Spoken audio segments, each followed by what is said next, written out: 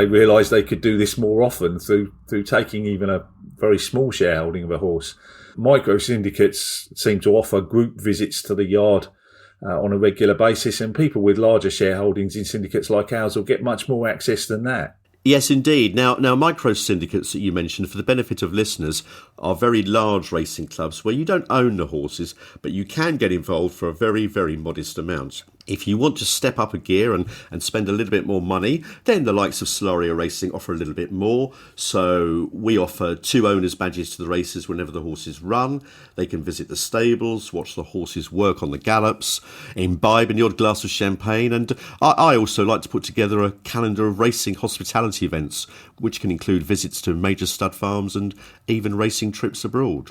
Yeah, and it would be the same for me. Even though I sell shares in smaller shareholdings, I have shareholders that only own 1% of a BG racing horse, but I'm still always happy to take them to the yard if they'd like to come.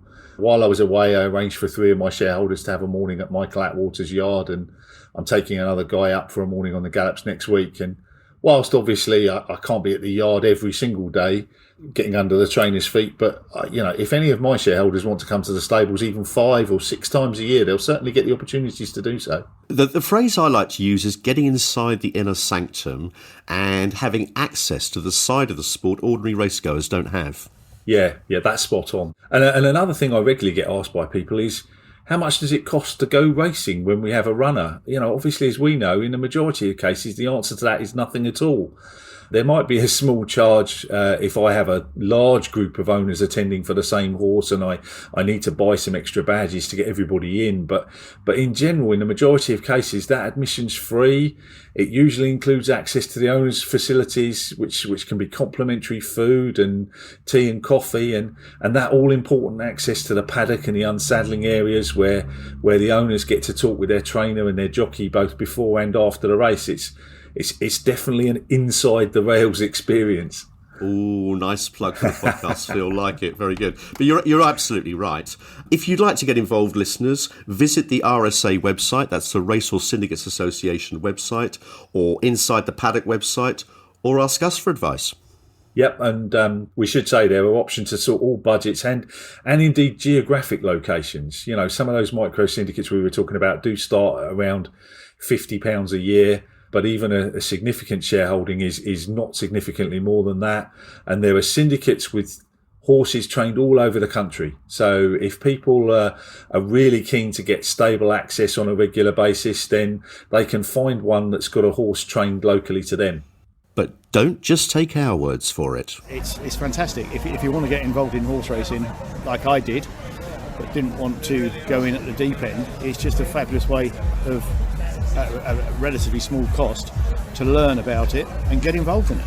That was Mark Wilkins, an owner with BG Racing, talking about his great ownership experience. And I always say to people, if you're a racing fan, it's just even better if you're an owner. Is that your experience as well? I think without a doubt, yes. I've been to the races many times, just for a day out, but to go there as an owner, as a shareholder in the syndicate has been absolutely fantastic. It's been brilliant fun. Those 2 clips were from interviews that we recorded at an ownership evening at Windsor Races last month. And I think, as you can hear, both guys were really enthusiastic about syndicate ownership. And if anybody listening wants to watch and listen to the full interviews, they're on YouTube, actually. If you search for Windsor Ownership Day, you'll get to watch the full video with those full interviews. The second clip that you heard there was me chatting to David Gibbon, and he's a new owner at Solaria Racing. And he told me he was sitting next to you at the yearling sales last October when you bought Tarantino, Simon. That's right, Phil, and that time of year has come round again. I've been poring over the sales catalogue, looking at the hundreds of pedigrees, and in the middle of this month I'll be going to Tattersalls to buy more bloodstock, and many existing owners and potential owners are going to join me there. What are your plans, Phil, for next year? I had some good news from the breeder of Dynamic Kate, in that he's happy for us to have her for another year after a couple of recent wins. I should probably explain both of my horses are leased from breeders, and as fillies or mares, the intention of the breeder would be to take them back to benefit from any future offspring should they prove good enough on the racecourse.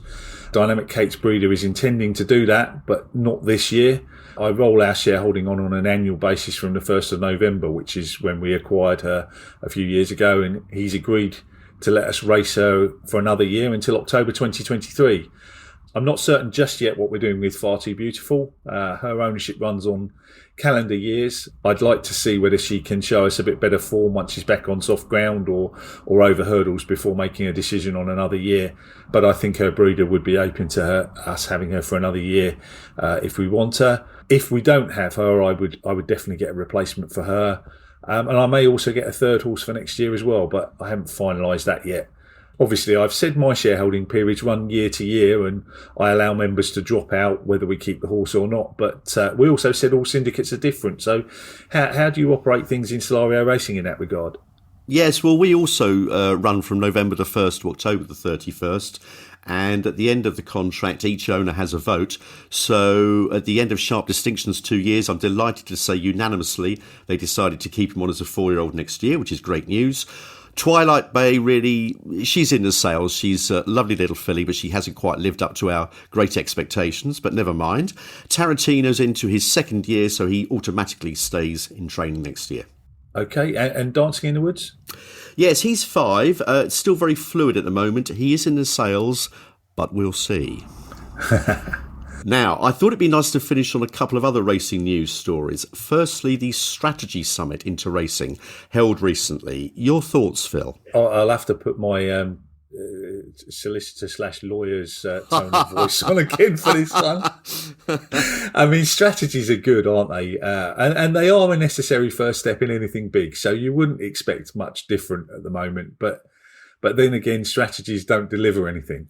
So let's hope that the next steps that must be being discussed, hopefully, that they're shared soon, and that some plans and deliverables to boost racing in the future are put into place and then executed.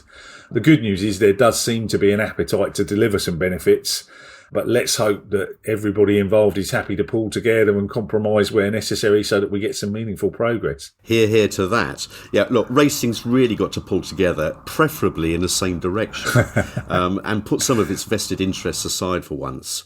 Now, secondly, there's a horsepower documentary on Amazon Prime. Must confess, I've not seen it yet, but it's a 4-part behind-the-scenes look at horse racing, following the fortunes of trainer, in fact, one of the Queen's trainers, Andrew Balding, and 3 times champion jockey Oisin Murphy, spread over a 9-month period. Yeah, indeed. There's quite a few of these types of documentaries around it, and this one's definitely one I'll watch, but it was only released shortly before we've recorded this, so I've not had a chance to do so yet either. But similar documentaries like Drive to Survive, which is based around Formula One motor racing, that's been a huge boost to that sport. So let's hope that horsepower can prove successful and we can attract a few new people to the sport that we love. Now, we decided not to have a guest this month as there was plenty to talk about, but listeners I'm sure will be delighted to know a roster of excellent guests will be back on from next month. Indeed, I'm sure we'll be able to attract some more great guests to join us in the coming months. One way that we can ensure this, obviously, is to continue to grow our listener base. It's always attractive to our guests to know that they're speaking to a large number of people. So, yeah, the best way we can keep growing the listeners is to do it through the people that are listening now, our existing listeners. So if you're listening to that and you haven't done so yet, please do follow Inside the Rails on your preferred podcast platform. That just ensures that you get all the new episodes automatically. Do follow us on Twitter. Our Twitter handle is @InsideTheRails. Feel free to send us messages, and we're pretty active on there. Do please tell all your friends about us. We really do appreciate all of the support that we get. And before we go, your fancy for the Arc de Triomphe, Phil. I've backed Alpinista each way for Sir Mark Prescott. And you?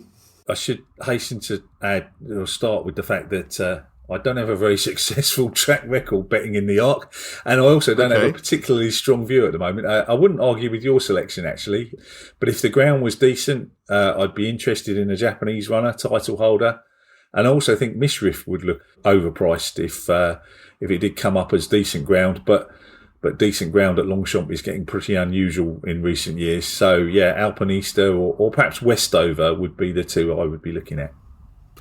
Well, that just leaves me to thank co-host Phil Boyle from BG Racing, Callum Ronan from Callum Ronan Creative, and of course you, the listeners. As record temperatures seem a distant memory, the sun begins to set on another turf flat season, but rises to mark the start of the winter jumps. But who will win Europe's richest flat race, the Prix de l'Arc de Triomphe? Will it be Alpinista for Newmarket's current longest-serving trainer, Sir Mark Prescott? This is Simon Double from Solaria Racing saying goodbye.